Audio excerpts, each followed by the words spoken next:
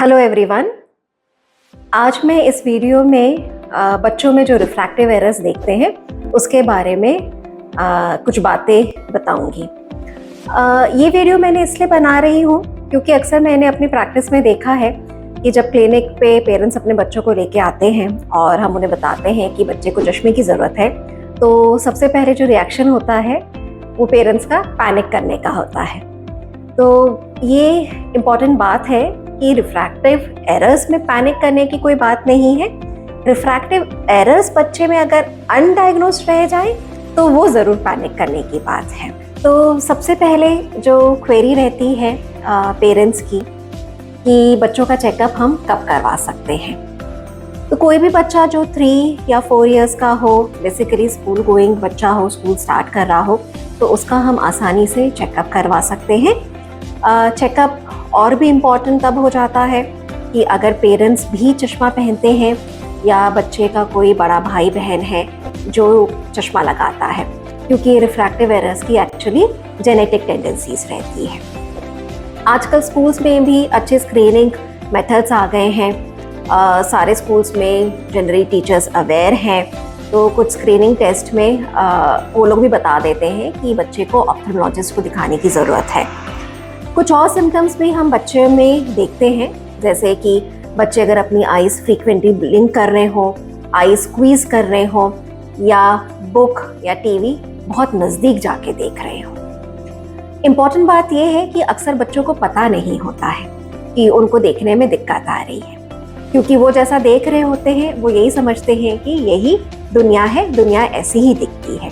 तो इसलिए पेरेंट्स का इन्वॉल्व होना, केयर टेकर्स का इन्वॉल्व होना, स्कूल में टीचर्स का इन्वॉल्व होना ये सिम्टम को पिकअप करने के लिए बहुत इम्पॉर्टेंट है।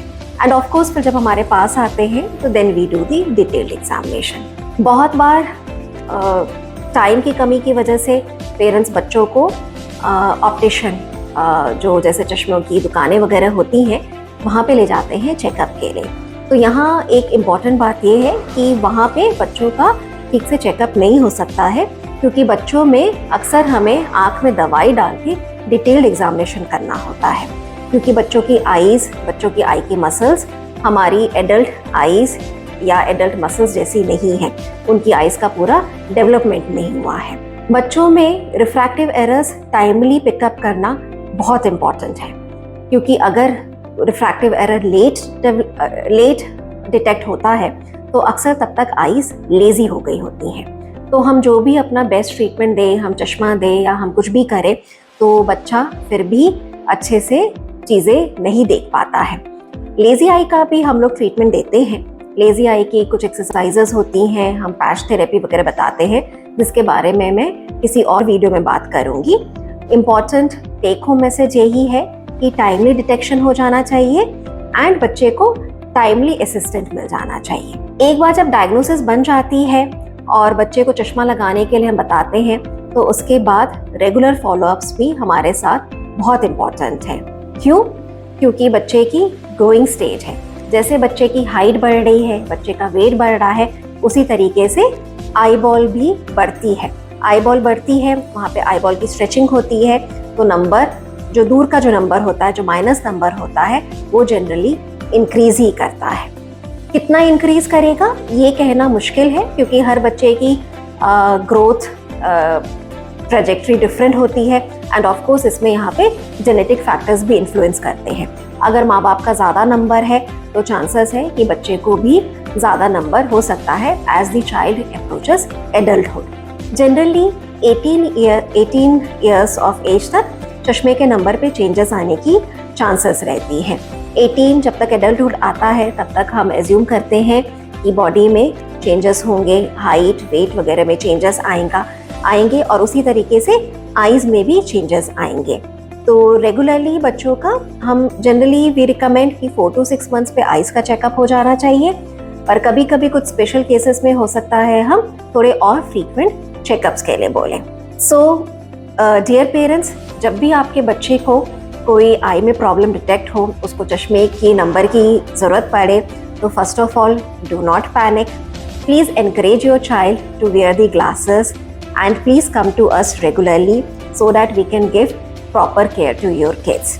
किड्स की आई स्पेशल हैं, जैसे कि वो स्पेशल है। तो इसमें हम बस बच्चों को अपना लव अफेक्शन दे सकते हैं और उनको टाइम टू टाइम हेल्प कर सकते हैं। एक इम्पॉर्टेंट बात मैं और कहना चाहूँगी, आजकल एलर्जिक सीज़न बहुत चल रहा है। कई यंग किड्स आते हैं जिनकी आँख में काफ़ी एलर्जी हुई रहती है। तो एलर्जी बेसिकली एनवायरमेंटल एक्सपोजर से होती है, बच्चों की इम्यूनिटी भी कम होती है एंड बच्चे ज़्यादातर आउटडोर एक्टिविटीज़ कर रहे होते हैं, तो उनमें एलर्जीज थोड़ी फ्रीक्वेंटली होती हैं। तो एलर्जी का भी आई के रिफ्रैक्टिव एरर से संबंध है। क्या होता है कि जब भी आइज़ रेड होती हैं, कोई सीवियर एलर्जिक एपिसोड्स होते हैं, तो बच्चे अपनी आइज़ रब करते हैं, क्योंकि रब करने से उनको आराम आ रहा होता है। पर ये जो आई रबिंग है, ये भी कई बार आई के स्ट्रक्चर्स में चेंजेस करके कुछ रिफ्रैक्टिव एरर्स इंड्यूस कर देती है। तो कभी भी आप अपने बच्चों की रेड आइज़ देखें तो फ़ौरन हमारे पास लेके आएँ और इस बात पे ध्यान दें कि जो उसका ट्रीटमेंट हम बता रहे हैं एलर्जी का, उसको आप प्रॉपरली फॉलो अप करें। एलर्जी की मेडिसिन्स ईजी होती हैं, जो डोज में आप जब भी घर पे देते हैं तो उस पर जल्दी रिस्पॉन्स आ जाता है, बट ऑफ कोर्स कभी भी आप सेल्फ मेडिकेट नहीं करेंगे। So please take care of your kids eyes. अगर आपको कोई भी कंसर्न्स हैं, कोई भी क्वेश्चंस हैं, if you want to connect with me, वो डिटेल्स इस वीडियो के बाद आ जाएंगे। आई होप इससे आपको कुछ इम्पॉर्टेंट इन्फॉर्मेशन मिली होंगी। Take care of yourself, take care of your kids eyes. Thank you.